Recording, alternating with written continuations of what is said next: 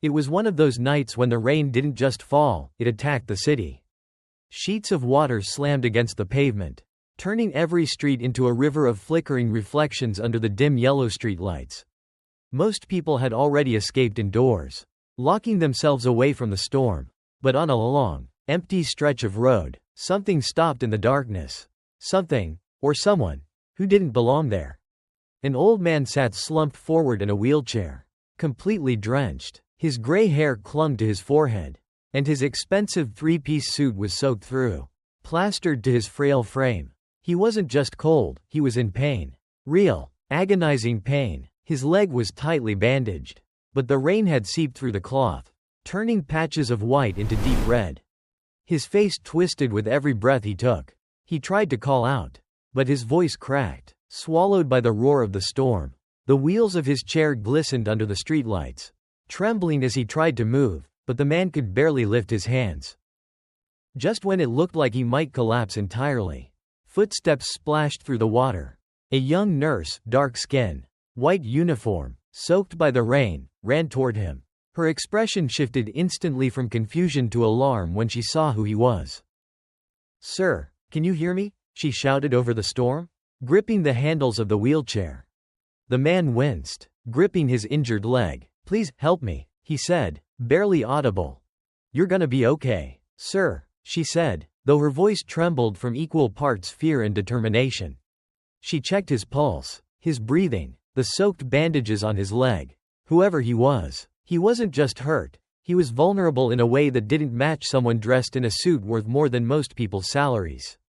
The rain pounded harder, fog curling around them from a broken steam pipe nearby, turning the scene into a blur of chaos and urgency. The nurse tightened her grip on the wheelchair handles and forced it to move through the rain.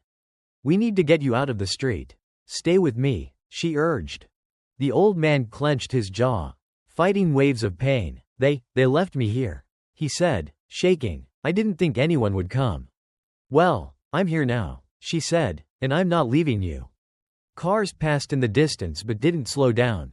No one else stopped. No one else even noticed him. It was just the nurse, the storm, and this fragile man fighting to hold on.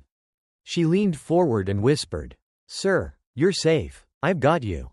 And in that moment, with rain pouring down and a stranger's hands gripping the wheelchair, the night shifted. Because neither of them knew it yet. But this man wasn't just any patient she stumbled across. He was someone whose life and secrets were about to collide with hers in ways she never expected. The rain kept pounding as the nurse pushed the wheelchair toward the nearest shelter she could find, the darkened awning of a closed convenience store. Water streamed off the roof, splashing against the pavement, but at least it was better than being out in the open road.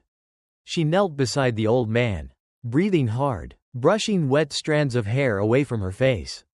"Sir, stay with me, okay?" she said, checking his leg again. The soaked bandages were barely holding. Fresh blood seeped through the wrappings, and every movement made him wince. He tried to sit up straighter, but his body trembled. What happened to your leg?" she asked gently. He shook his head weakly. "Accident, I tried to get away." "Get away from who?" she pressed, but his eyes fluttered. And he didn't answer. She pulled her phone out, shielding it from the rain as best she could. The screen was wet, but it lit up. She dialed emergency services. 1 ring, 2 rings, 10 rings. No answer. She tried again. The storm had knocked out half the city's lines. Ambulances were already overwhelmed. The nurse's frustration grew, but she forced herself to stay calm. Come on, she whispered, tapping the phone again. Still nothing. The old man let out a groan, gripping the arms of the wheelchair. "Please, don't leave me." "I'm not leaving," she said firmly. "We'll figure this out." She crouched lower, examining the leg more carefully. The injury wasn't new, the bandages were done with skill. But the fall in the rain must have torn something open again. Without medical help soon, he could go into shock. She looked around the silent street. No pedestrians, no traffic near enough to flag down. Just rain, fog, and the distant hum of a city struggling through the storm. "Okay," she told him softly. "We're going to get you warm and stable first. I need you to focus on my voice." He opened his eyes slightly. You're not afraid?" She managed a small, reassuring smile. I've seen worse in the And right now, you're my patient. The old man's breathing steadied just a little, enough for her to know he was still fighting. We're going to make it through this, she said, gripping the wheelchair handles again. But we need to move somewhere safer. And with rain pouring down and the storm refusing to relent, she pushed him forward into the night, unaware that danger was already closing in on them from the shadows. The nurse kept pushing the wheelchair down the sidewalk, fighting against the wind as the storm raged on. The closed storefronts blurred together under the heavy rain, but she refused to slow down. She needed to keep him awake. She needed answers, too. Sir, she said, leaning closer so he could hear her. You mentioned you were trying to get away. From who? What happened to you? The old man exhaled shakily, his breath visible in the cold night air. I didn't expect the rain. I didn't expect to fall. His voice trembled, not just from pain but from something deeper, fear. She pushed the wheelchair beneath a dim street lamp, its yellow glow flickering as if it too struggled against the storm. She stepped in front of him, crouching down to his level. Please, she said softly, I can help you better if I know what you're running from. Rain dripped from his eyebrows as he shut his eyes for a moment. Gathering strength, when he opened them again, the fear was still there, but so was resolve. I left a dinner meeting, he began, a large one, important, too important. He paused, wincing as the pain in his leg surged again. People think I'm safe surrounded by security. But sometimes the people closest to you are the ones you should fear the most. The nurse's stomach tightened. Are you saying someone tried to hurt you? He nodded slowly. Not directly. Not yet. But they planned to. I overheard them. Overheard what? She asked, rain dripping off her chin. A conversation about removing me from my own company. He said, financially, politically, maybe worse. The nurse blinked, startled. This wasn't just any injured walker caught in a storm. This was someone who carried the weight of entire corporations on his shoulders, someone whose fall would make headlines. He looked at her, his eyes pleading. I couldn't stay there. I had to leave. I ordered my driver to take me home. But before we reached the gate, the car swerved. Hard. Too hard to be an accident. The nurse's eyes widened. They tried to force you off the road? He swallowed. I think so. I crawled out before they could come back. I ran, for as long as I could. She inhaled sharply. This night was no coincidence. This wasn't just an injury. This was an escape. You did the right thing leaving, she said firmly, but you're not safe out here either. Thunder boomed overhead, shaking the quiet street around them. The rain intensified once more. The nurse grabbed the wheelchair handles. We need to keep moving. Whoever did this could still be looking for you. The old man nodded weakly, gripping the sides of the chair. I just didn't think anyone would find me before they did. She tightened her grip, her voice steady and certain. Well, they didn't. I did, and I'm not letting anything happen to you. And as she pushed him back into the storm, neither of them noticed the dark SUV turning slowly onto the next street behind them. The storm only worsened as the nurse pushed the wheelchair farther down the deserted street.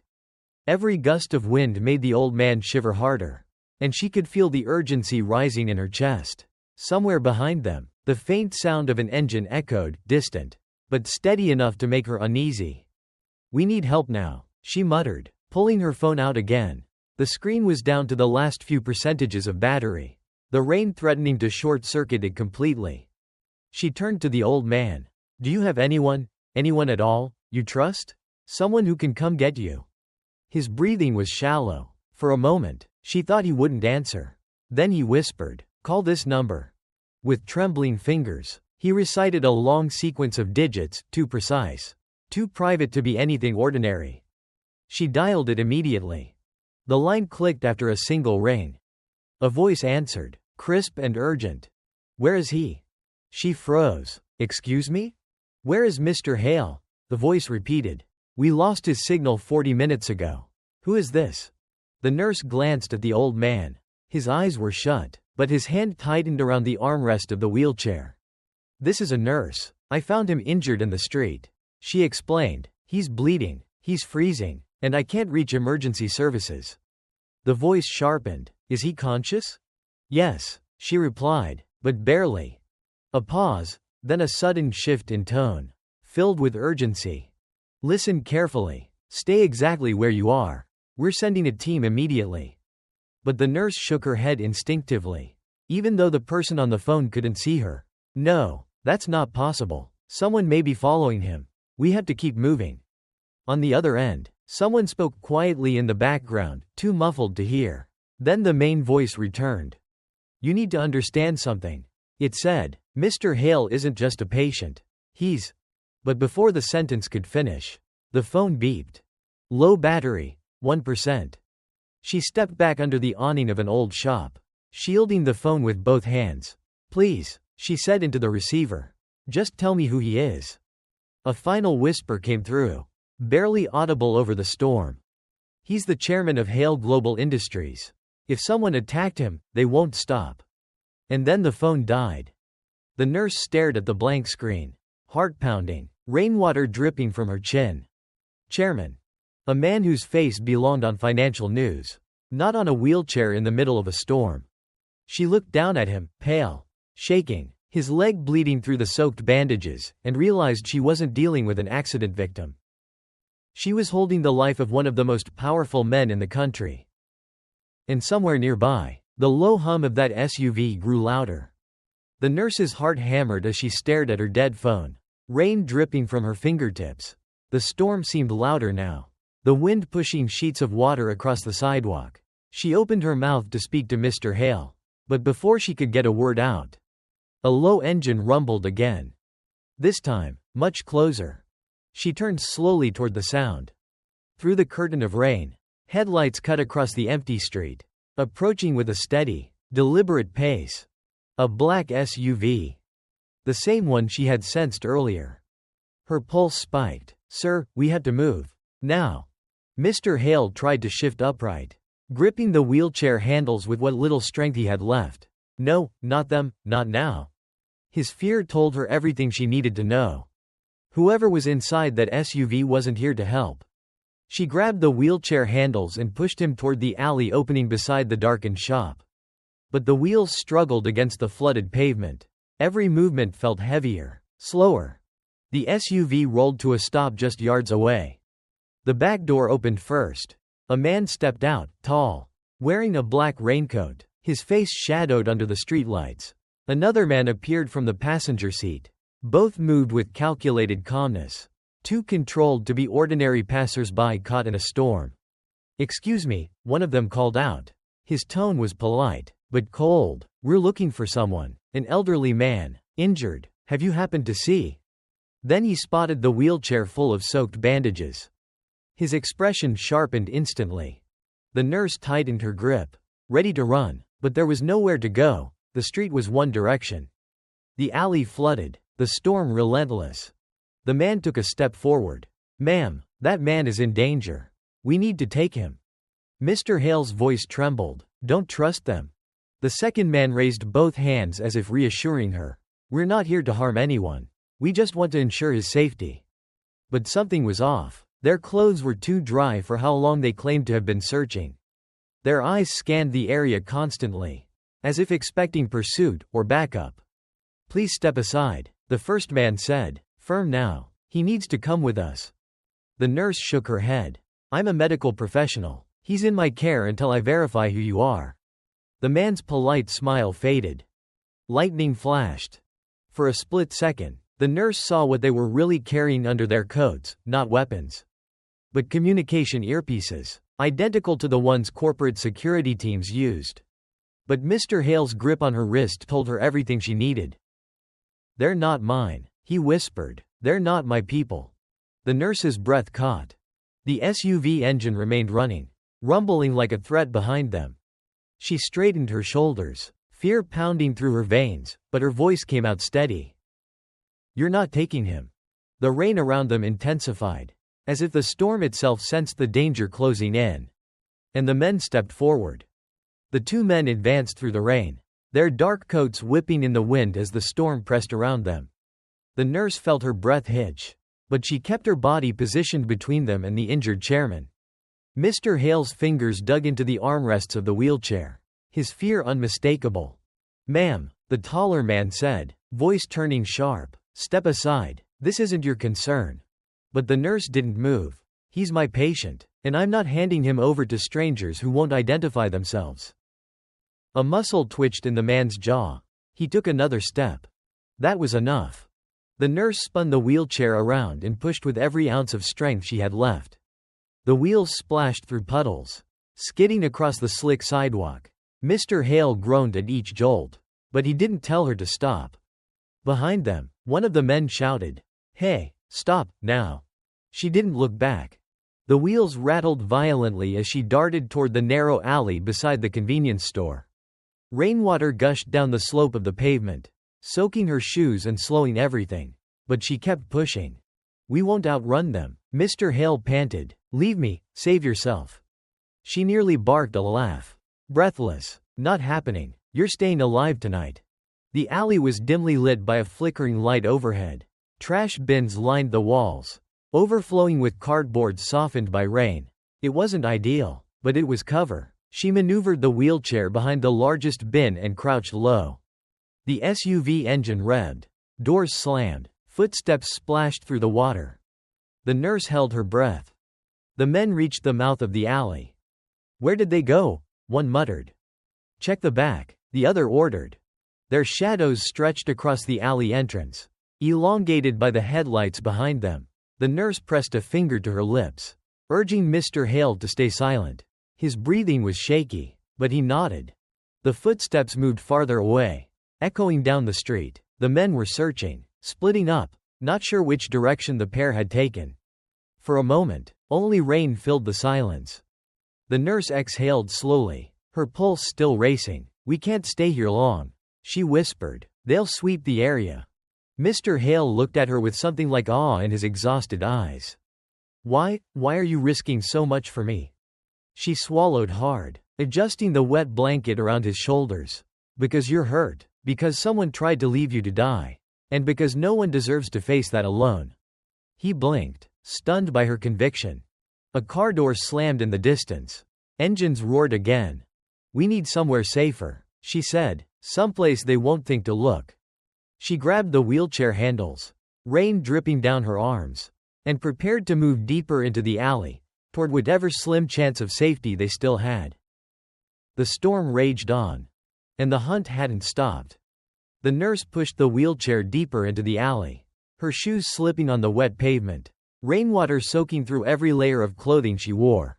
The storm muffled their movements, but behind them, the distant engines and hurried voices made it clear the men were still searching. At the end of the alley, they reached a rusted metal door half hanging from its hinges. A faded sign above it read, "Auto repair, closed." Barely visible under years of grime. She tested the handle. It creaked, then gave way. "Come on," she whispered, pushing the wheelchair inside. The garage was dark except for a small emergency bulb flickering weakly near the ceiling.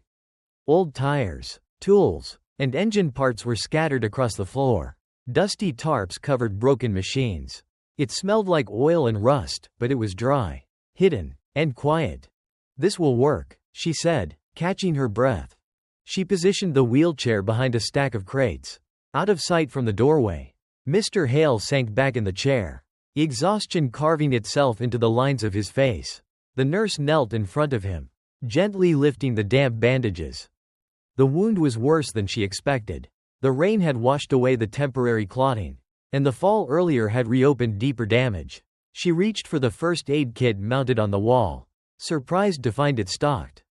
"You're losing blood," she said, working quickly. "If we don't stabilize this now, you'll go into shock." He winced but nodded. "Just do what you can." As she wrapped fresh layers of cloth around his leg, his eyes grew distant, troubled. "They weren't just trying to scare me," he murmured. "What I overheard wasn't just a casual conversation." She paused. "You said they wanted to remove you from your company."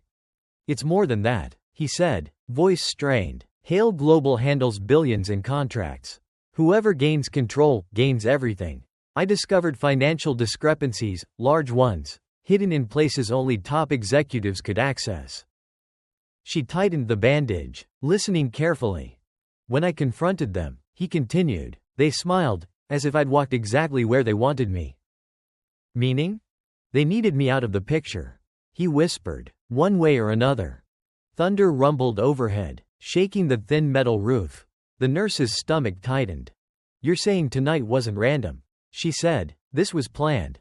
He nodded weakly. Yes, and the ones following us, they aren't amateurs. Footsteps splashed outside the garage. The nurse froze. Shadows passed under the gap in the metal door. They're close, she whispered. We need to stay quiet. Mr. Hale grabbed her wrist gently. You shouldn't be part of this. I'm endangering you. She shook her head. You didn't endanger me. They did. And until we get you help, I'm not going anywhere. For the first time, he looked at her not with fear or pain, but with trust. Outside, the footsteps continued. But inside the garage, for a brief moment, there was resolve. The storm slowly began to ease. But the danger outside the garage hadn't faded. The men's footsteps moved farther down the alley, giving the nurse only a narrow window of time. She tightened the last bandage on Mr. Hale's leg and whispered, We have to move now. If they sweep this place again, we're trapped. Mr. Hale nodded weakly. His face was pale, but determination flickered in his eyes. There's a pedestrian bridge a few blocks from here, he said. High, exposed, but it leads toward the main avenue. If we make it there, my real security detail might spot us. She didn't waste a second. She pushed the wheelchair out the back door of the garage, choosing the narrow path between buildings instead of returning to the main road. The storm had died to a cold drizzle, but the streets were still empty, washed in silver reflections from passing headlights a block away. They climbed the ramp toward the overpass. With each push of the wheelchair, her muscles burned. Mr. Hale gripped the armrests, trying to lighten the strain.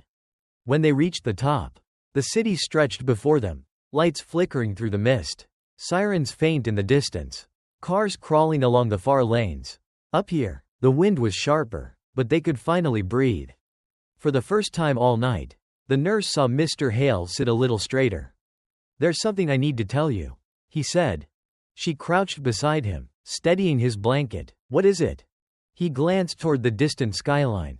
If anything happens to me tonight, there's something I need someone to carry forward. Her brow tightened. Nothing is going to happen to you. He shook his head gently. I'm old enough to know when danger isn't just passing through. This isn't about an accident. It's about a takeover, one that could impact thousands of employees, families, investors, even the medical grants my company funds. He reached inside his soaked suit jacket with trembling fingers and pulled out a small, water-resistant pouch.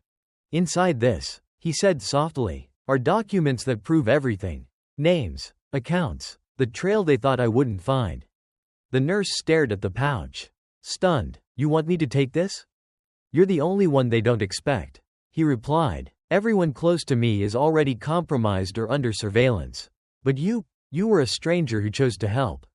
She hesitated. If they catch me with this. They won't, he said firmly. You're smarter, faster, and braver than anyone who has come after me tonight. For a moment, her breath caught. This wasn't just a patient asking for help. This was a man entrusting her with the power to expose a conspiracy. She slowly took the pouch. It felt heavier than its size suggested. A sudden gust of wind hit them, blowing rain sideways. Down below, an engine revved, the same deep rumble they had heard earlier. The nurse tensed. They've found us. Mr. Hale didn't panic this time. Instead, he looked at her with a quiet certainty. Whatever happens next, you are the light in a night meant to erase me. She gripped the pouch tightly. The danger was coming toward the bridge fast. And now, she carried the one thing worth chasing.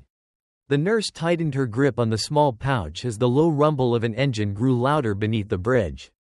The sound echoed through the underpass, mixing with the wet hiss of tires on asphalt. She stepped in front of Mr. Hale's wheelchair, shielding him instinctively. A black SUV swerved into view, not the same one as before, but similar enough to make her heart race. Its headlights scanned upward, sweeping the pedestrian bridge like a searchlight. They're here, she whispered. But before the SUV could fully stop, another set of lights approached from the opposite direction, brighter, whiter, more controlled. A second vehicle pulled in, sleeker, reinforced, with markings she didn't recognize at first. When the doors opened, she understood. Uniformed security officers stepped out, not the rough, mismatched look of the men earlier, but professionals. Identical codes, clear ID badges, radios clipped to their shoulders. "Mr. Hale," one called up toward the overpass. "Sir, it's safe. We're here." Mr. Hale exhaled shakily. Relief washed over his face. "My real team," he whispered. The nurse felt her knees weaken for a moment, but the danger wasn't gone yet. The first SUV's doors flew open. The same two men from earlier stepped out, immediately sensing they'd been beaten to the location. One of them hissed into a concealed earpiece. The other scanned the bridge, eyes narrowing when he spotted her holding the pouch. "Ma'am," a real security officer shouted. "Step away from those men. They're not affiliated with us." The impostors reacted instantly. One reached inside his coat. Not for a weapon but for something almost worse, a signal jammer. The bridge lights flickered. "Go," the nurse shouted, pushing Mr. Hale toward the ramp. Chaos erupted. The fake security men sprinted up the bridge steps, while the real team rushed to intercept them. Shouts echoed through the night. Radios crackled. A struggle broke out midway on the ramp as the two sides collided. "Keep moving," one real guard yelled to her as he blocked the impostor's path. The nurse gripped the handles of the wheelchair and ran, her legs burning from exhaustion. Mr. Hale leaned forward, using what little strength he had to help keep balance. Below them, the impostors fought hard, too hard for men who were simply searching for a missing chairman. Their desperation revealed everything. "They wanted the documents," Mr. Hale said breathlessly. "Not me. And they're not getting either," she shot back. As they reached the bottom of the ramp, another real security officer opened the door of a waiting ambulance-like vehicle. "Get him inside," he called. "We've secured the perimeter." She rolled Mr. Hale up the ramp and into the back of the vehicle. Medical staff immediately swarmed in, taking over his care. But before she stepped back, Mr. Hale reached for her hand. "You saved me," he whispered. The nurse shook her head, still catching her breath. "I just did what anyone should." He smiled, a tired, grateful smile. "You'd be surprised how few actually do." Outside, the fake SUV sped away into the darkness, chased by real security vehicles. The night's danger was finally ending. But for the nurse, something told her the story wasn't over yet. 3 days later, the storm was only a memory. Sunlight poured through the tall windows of a skyscraper overlooking the city, reflecting off polished floors and glass walls. The building felt like another world, clean, quiet, and impossibly far from the rain-soaked streets where everything had begun. The nurse stepped out of the elevator, still unsure why she had been summoned. A security officer guided her down a hallway lined with framed awards and photographs of global summits. Every image featured the same man she had pushed through puddles and alleyways, Mr. Jonathan Hale, chairman of one of the largest corporations in the country. She reached the end of the hallway. A receptionist opened the office door with a warm smile. "He's inside. He's been waiting for you." Inside, the office was spacious and filled with soft morning light. Mr. Hale sat near the window, a cane resting beside him, his leg wrapped but healing. He looked stronger now, the exhaustion replaced by clarity and quiet authority. When he turned and saw her, his face lit up. "You came," he said gently. She nodded, still a bit overwhelmed. "Your team said you wanted to see me." "More than that," he replied. "I needed to." He motioned for her to sit across from him. For a moment, neither spoke. The silence wasn't heavy, it felt meaningful, like both understood the weight of what they had survived. Finally, Mr. Hale leaned forward. "The documents you protected, they exposed everything. The board acted immediately. The people behind the conspiracy have been removed and are under investigation." The nurse let out a breath she didn't know she'd been holding. "I'm glad you're safe. That's all I wanted." He smiled. "You did more than keep me safe. You saved my life, and my company." He opened a folder on the table and slid it toward her. "I know you didn't help me for a reward. But people like you deserve more than gratitude. You deserve opportunity." Inside the folder was an offer she never expected. A full scholarship to complete advanced medical studies. A guaranteed position in one of Hale Global's top medical outreach programs. and financial support for her family during the transition. Her hands trembled slightly. "Mr. Hale, I can't accept something this big." "You can," he replied softly, "because this world needs people who choose compassion when everyone else walks away. You showed courage most trained professionals don't have." She swallowed hard, moved by words she would remember for the rest of her life. Then he added, with a gentleness she never saw during the storm, "And if one night of rain is enough to reveal someone like you, then maybe the storm wasn't a curse. Maybe it was a gift." A quiet moment passed between them, the kind only shared by people who had fought through darkness together. Outside the window, the city glowed in the morning sun. A new chapter had begun for both of them.